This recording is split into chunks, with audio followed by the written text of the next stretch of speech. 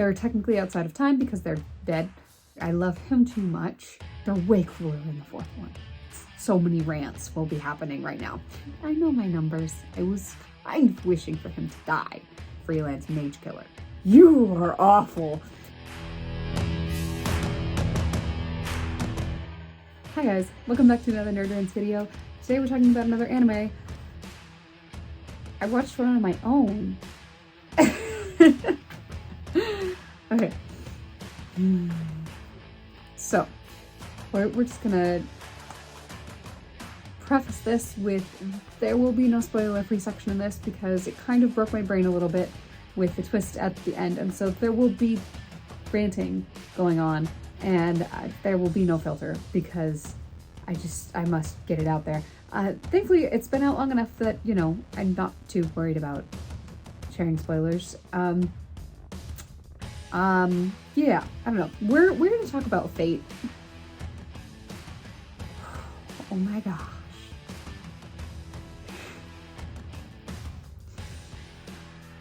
It's so good. I'm legit lost my mind by the end, by the last season. I just lost it. Yeah, I'm recording this on Tuesday, like right out of the gate in the week, because there are so many things in my brain that I need to get out there. I waited a full, like, probably close to 48 hours to process everything so that I could actually say coherent sentences. And now I need to just get it out there. So yeah, we're going to talk about Fate.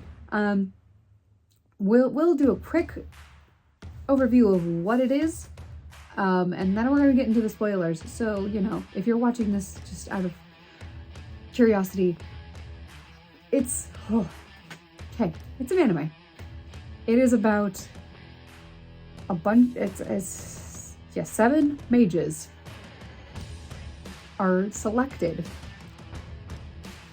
to fight in a war for the Holy Grail, which is believed to grant wishes. They fight this war by summoning heroic spirits as their servants. And the heroic spirits are literally just heroes from any and all ages.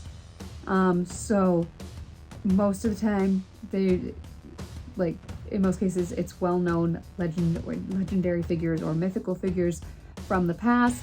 But there's potential for, like, them coming from the future because time is not they're technically outside of time because they're dead. And so mages summon them from all ages to fight for them, essentially. And once they get down to the last servant, the Holy Grail appears. And then whatever master gets it then is able to make a wish, or that's the idea. It's so great, guys. I love it so much. We technically only cover 2 of the Holy Grail Wars, the 4th and the 5th, because they are integrally connected. And I love it. I love it so stinking much, guys. I can't. I literally can't. The main character for the 5th Holy Grail War is great. I love him. I love Archer in the 5th Holy Grail War. Like, I love him too much. In the last season, I really like Lancer too, because it's Archer, Lancer, Saber, Berserker, Caster, Rider, and Assassin are the 7 classes of servant. And man, Saber's kind of the main one that they want us to get into, but honestly, not my favorite. Archer from the 5th Holy Grail War is my favorite. Lancer from the 4th Holy Grail War is also one of my favorites. I think the 4th Holy Grail War just has superior servants in general. Like, they're all so cool. And then the 5th one, they're cool, but they're not as cool. Like, they're way cooler than the 4th one. But anyway, besides the point. Yeah, it's so good. I love several of the characters with all of my heart, and all of them are cool. And the ones I hate are supposed to be hateable, so therefore they are good characters. Yeah. It's so good. So yeah, that's all I got for spoiler-free stuff, is basically this is what the show is, and I love it. So, yeah. Now we're getting into spoilers. If you haven't watched it, go watch it, come back, because there's so many rants will be happening right now. Okay, first of all, already mentioned, I love Shiro with all of my heart. He's so... He's like such a little sweet being. He's so innocent and so sweet and so idiotic. Like, the fact that he wants to save everyone from pain and everyone's just gonna be happy and he wants to just stop suffering in the world. So sweet. I love him for it. But he's so naive and idiotic sometimes. It's like... He's great. He's so great. Rin is pretty cool. Archer, again. Rin's Archer, so Fourth Holy Grail War. So great. I love him so much. And for those who have watched all the way through the show, you know kind of how, funny it is and understandable why I love both Shiro and Archer. But yes, I love him so much. Lancer in the last season, so like Fourth Holy Grail Lancer in the last season, so good. He reminds me of Archer in the first season. But actually no, Fifth Holy Grail War. What am I talking about? I know my numbers. I know my numbers. But yeah, Fifth Holy Grail War Lancer in the last season is great and kind of reminds me of the first season Archer. So that's a little bit why. But yeah, so good. I love it. I love Ilya. She's just this child who is summoned Heracles, just this giant monstrous thing. It's so good. So good. Also, we have Shinji, who's a slimy little douchebag, and in the last season, I was kind of wishing for him to die. Jesus, he was so hateable, and he was just gross. That's what his character was supposed to be, so therefore, it was great. Oh man, yeah. And then other masters in the Fifth Holy Grail War. Yeah, it's weird that I'm talking about the fifth one first, but it's because we see the fifth one first and technically last. That's yeah. Y'all know what I'm talking about. You've seen the show, you know what I'm talking about. Well, shows plural, I guess, technically. Anyway. Curie sucks, but we'll get more into that when we talk about the Fourth Grail War. I feel like we don't get to see all the other ones. Caster's master just dies, right? Oh wait, that's right, Caster's master. Because we have Caster's original master who dies, and then she, because she is a mage technically herself, summons Assassin as a servant, so this incomplete servant, and then gets linked to just a random guy who happens to be a trained killer in his past. We don't get as into all of the masters and servants and their relationship and how they interact as we in the Fifth Grail War as we do in the fourth one, which is probably why I love season 2 and 3 with the Fourth Grail War the most, just because we get so much into these characters and how they interact with each other, how they interact with their servants and all that. It's great and I love it. Yeah. So it was fun. I really enjoyed the first season. It really got me into it. I absolutely love the fight between Archer and Berserker in that one, and that he just dies and you have no idea who he is. I loved that. And then we have seasons 2 and 3 with the Fourth Holy Grail War.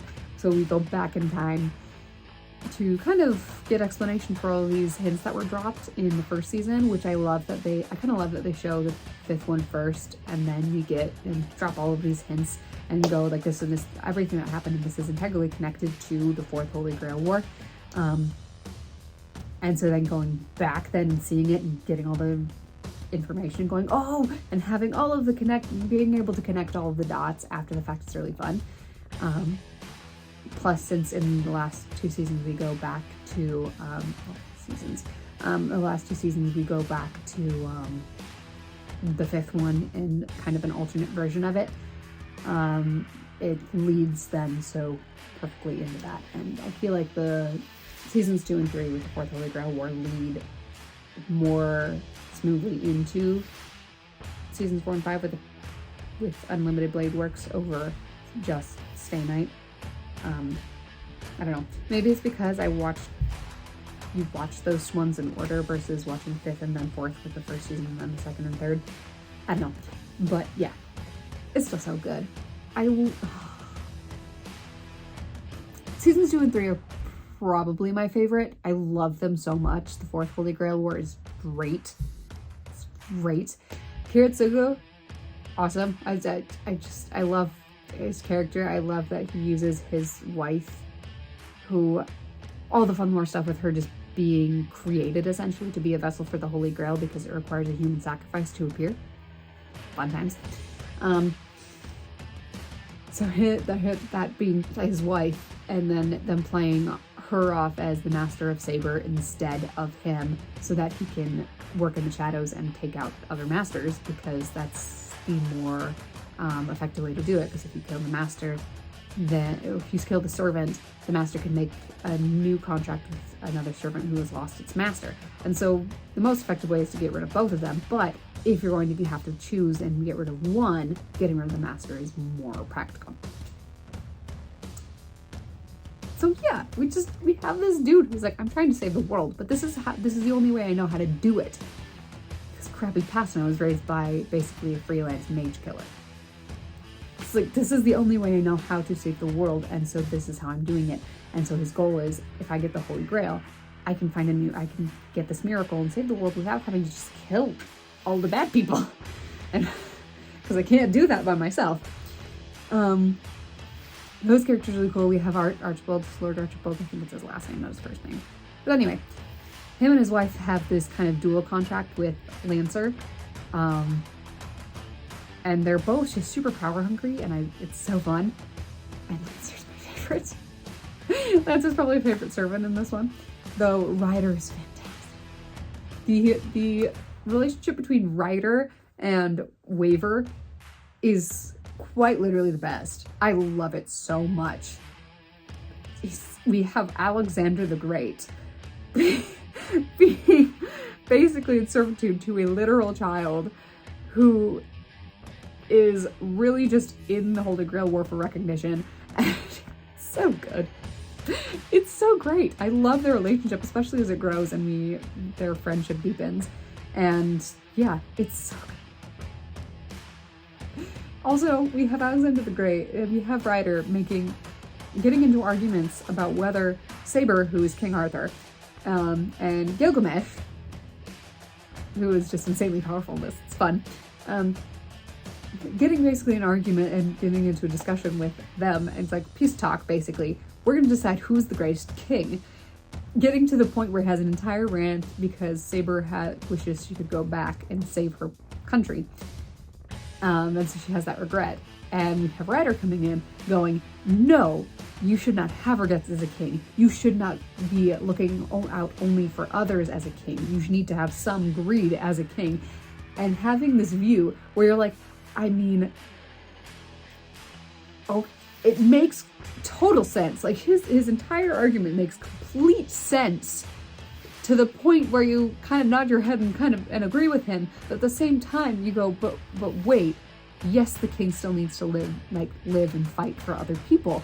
And so we have him making this argument that no, you need to be greedy, you need to fight for yourself, you need to just be this image that no one can attain so that they admire you and follow you. Oh, and it ends with this big line where he goes, you fought for your people, but you never led them.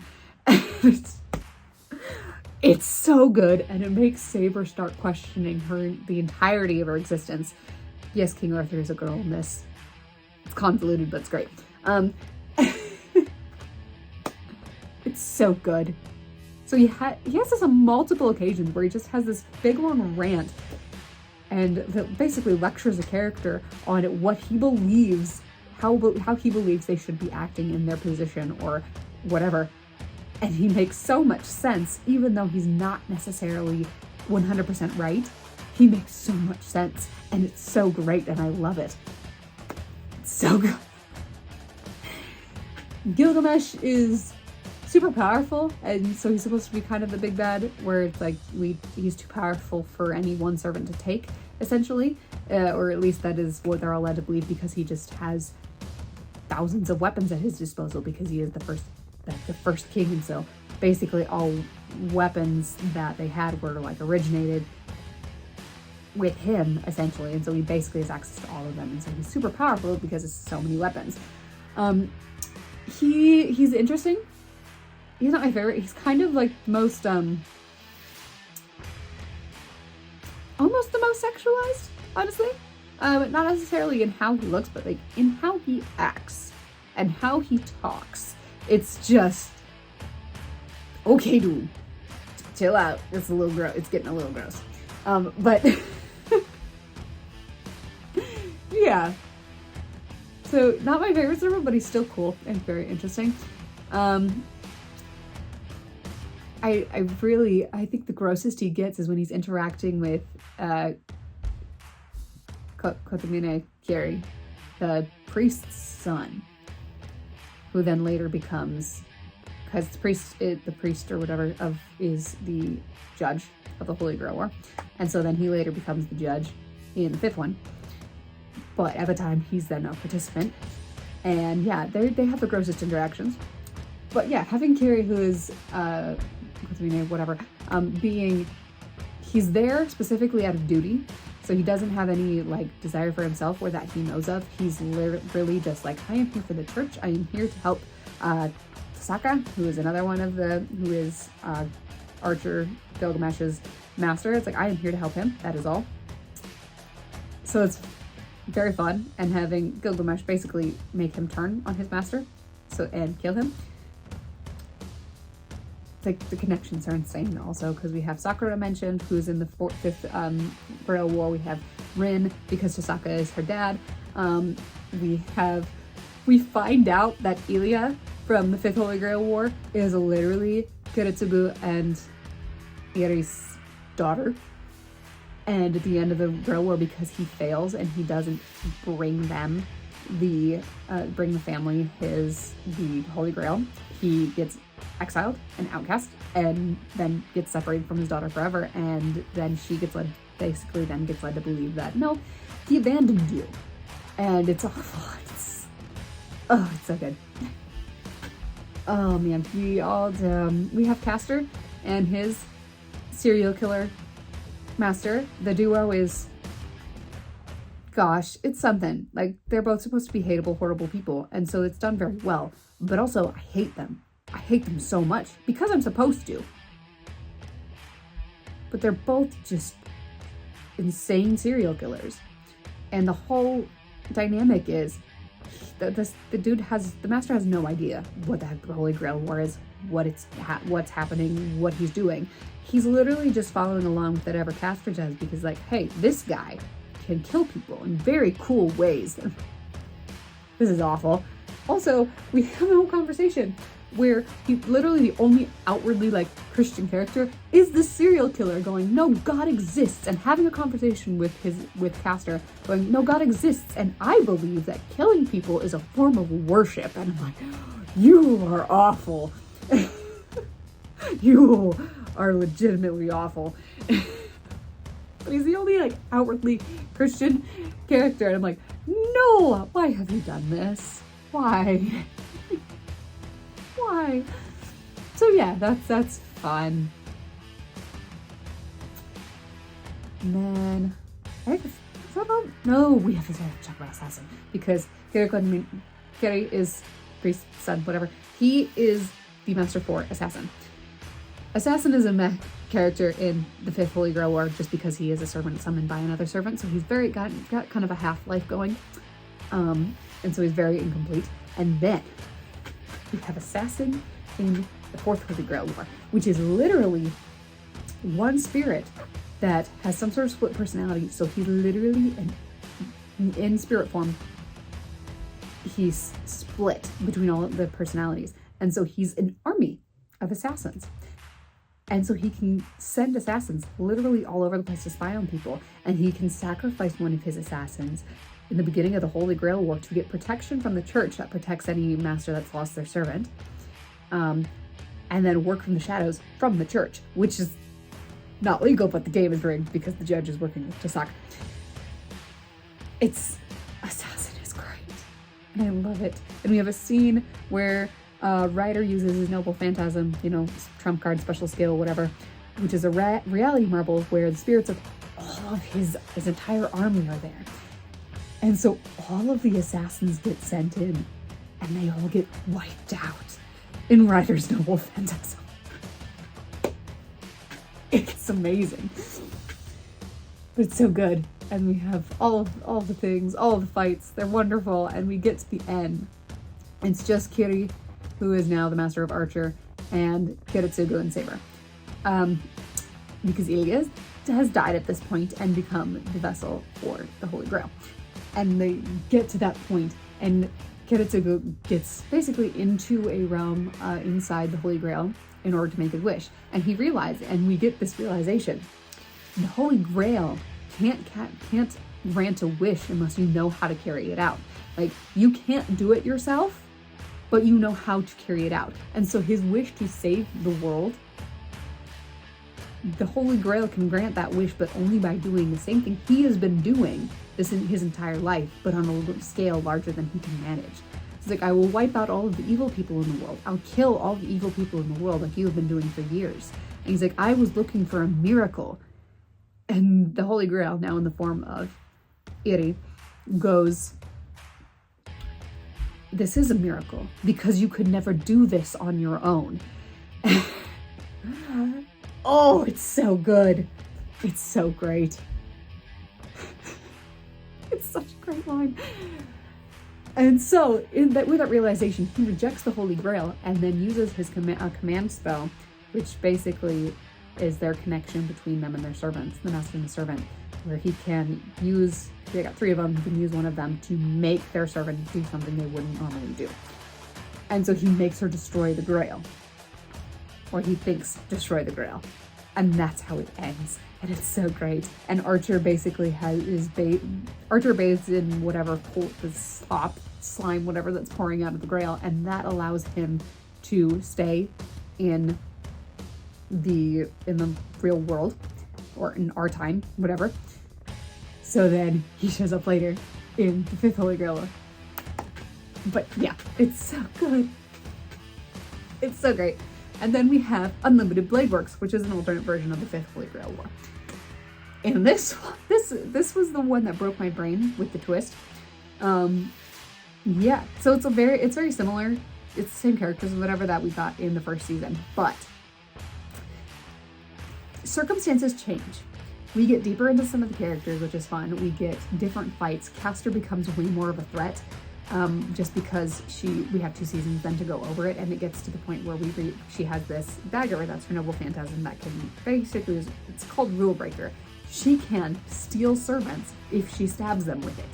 And she gets the command seals from their master, and they are now hers. So that's really fun and comes into play. And we have Archer, who is through the entire season, is dead set on killing Shiro. The entire time, dead set on killing Shiro. And you're like, what the heck, why? Why is he so dead set on this? And we find out at the end. I'm gonna save it for a minute. But yeah, Ilya ends up just straight up dying. She shows up, and they're like, oh gosh, this Berserker is this huge threat, and then she disappears. And in the first season, she plays a bigger role, and she kidnaps Shiro and whatever else. In this one, she shows up in the beginning, and then shows up at the end, when she gets killed by Archer for her heart, because she is the daughter of Iri and Kiritsugu. She is technically a vessel for the Holy Grail. So Archer steals her heart. Archer from 4th Holy Grail War, Gilgamesh, steals her heart in order to use it to create new vessel to awaken the Holy Grail. And it's just, wow, okay, she's here. She has a vendetta against Shiro because she believes he's part of the reason that Kiritsugu abandoned her. And yeah, it's just that she's dead. And it's great. And we don't get to see, I don't remember if we see Lancer's Master in the first season either. But we don't get to see Lancer's Master in this one until the very end. And we find out it's actually Kiri, the judge, the priest dude from the other Holy Grail War, who is also kind of, not exactly, but kind of still Archer's Master. It's just so many things. Shinji is, we get more time with him, and so he's even more of a slimy douchebag. And we get hints of him being abusive, and it's awful and it's great. And Sakura ends up not playing as big a role in the first season. She becomes that they kind of use her as the vessel, and then in this one they don't. She's just kind of there. We also have the difference of, in the first season they lean into a romance between Shiro and Saber, and then in this one they lean into one between Shiro and Rin. I don't know which one I like more. I'm pretty indifferent. Romance isn't a huge deal for me in most shows and most things in general. It's really, really cute, and I have some sort of reason I usually ship it, but shipping's not a huge thing for me. It's just not. I'll be like, oh, that's cute, but I'm not gonna like get into a ship war or anything about it. The only ship wars I will ever get involved in are Keeper of the Lost Cities characters, because I have very strong feelings about relationships in that series. But that's about the only one. Yeah, that's about it, I guess. Those are the biggest changes, I think. And then Archer betrays Rin so that he can get out from under her control, so that he can attack Shiro. It's so good. And then the twist. This is about the only thing left that we gotta talk about right now, is the twist, because that was the biggest thing in this version of the Fifth Grail War. We find out that Archer is the heroic spirit of Shiro.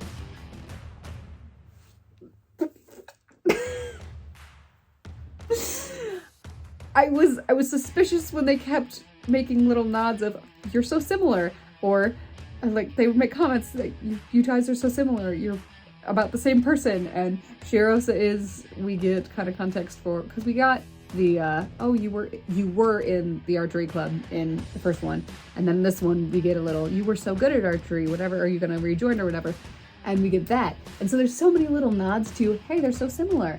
And then we get the reveal in the last couple episodes, and my brain broke. I finished the episode where that was officially like revealed right before I had to go to bed. It took me a bit to fall asleep because, my goodness, my brain was, yeah. So that was a fun time. Also, this was another moment where it's like, I'm gonna make a big long speech about why myself, my past self, and his ideals of wanting to save everyone and make them all happy is wrong. And this is why. And it's going to lead you down the path until you become me, where I am just so fed up with everything because I've just been sent here, there, and everywhere to kill the bad people, to save them, to basically fulfill my dream and become this champion of justice, as Shiro calls it. And at this point, I'm just dead inside. And I'm so fed up with everything. So he got hanged. Shiro legit got hanged. It was insane. We don't get a whole lot of detail into how he died, just that, he died. He was betrayed by people and they strung him up. And it's like, okay, interesting. Awful, but interesting. So we have him making speech after speech after speech, like 3 different times, where he's basically trying to convince Shiro, it's like, you need to give up on this ideal. And then he goes, no, I'm not. And then he's like, fine, then I'm killing you, in a last-ditch effort to get rid of me. So he's like trying to commit suicide. by killing the living version of himself before his living self can become him. It was so good. It was great. I loved it. It was just, and it broke my brain a bit, but it was fantastic. Gosh. And then we have Shiro and Archer fighting in Archer's reality marble, where it's just all of the replicas of his swords, because Shiro is not a huge mage. He was raised by Kiritsugu, adoptive father, and trained in like two things. He can project, so he can make replicas of things, mainly weapons, and he can enhance things or strengthen them, whatever. Those are the two things he can do. And so, Archer has the entire reality marble, this entire landscape, where it's just all of these replicas of swords and real weapons that he has created. And they fight in that, they fight in that reality marble, and it's so good. It's so good. And then when they stop Archer, or actually no, Gilgamesh shows up and he's like, hi, I have a plan. I stole Ilya's heart, and I'm going to use it to summon the Holy Grail and use the Grail as a weapon of destruction, because all the things that pour out of it can cause mass destruction. It's like this whole wish-making thing is a complete lie. It's literally a weapon for destruction, because in making our wishes, it's the deepest wishes, and so a lot of malignant stuff comes out of humanity because of that. And so it has been turned into this weapon of destruction. And so he's trying to gain it so he can destroy the entire world, just wipe out all of humanity, because he believes they're overpopulated and weak. And they're like, oh crap. And then Archer saves Shiro and goes, you are the only one who can stop him. And then we have a whole big fight between Shiro and Gilgamesh, because Shiro figures out, with help from Mana from Saka Rin, how to create his own reality marble, and they fight. And he's like, the reason I can beat you is because you have all of these weapons, but you are a master of none. And that is why I am a match for you, and why I have a chance of winning. Because I can counter and replicate anything you come at me with. Because you're not proficient in it. You just have it. So good. He manages to kill Gilgamesh. And they stop Shinji from turning into the Holy Grail, because Gilgamesh stuffs Ilya's heart in his body. And yeah, it's so good. Then we have an epilogue where we just kind of go, hey, Rin and him are together. We get a little cameo from older Waver. It's fun. And yeah, that's about it. It's so good. I love it so much. Like, more than I should, honestly. It is great. I loved it so much. I'm just gonna keep saying it over and over again, so we're gonna end this before I've repeated the same thing 20 times. It was fantastic. Highly recommend, if you've gotten to this point and you haven't watched it before, why would you spoil it for yourself? Go watch it. Anyway, yeah, those are my thoughts. Feel free to drop yours in the comments, continue the rant. I'd love to go down and nerd out with all of you. Drop any requests or recommendations, whatever, in the comments. I post videos on this channel every Wednesday and Saturday, and I post videos on the audiobook channel on Thursdays. I'll see you next time.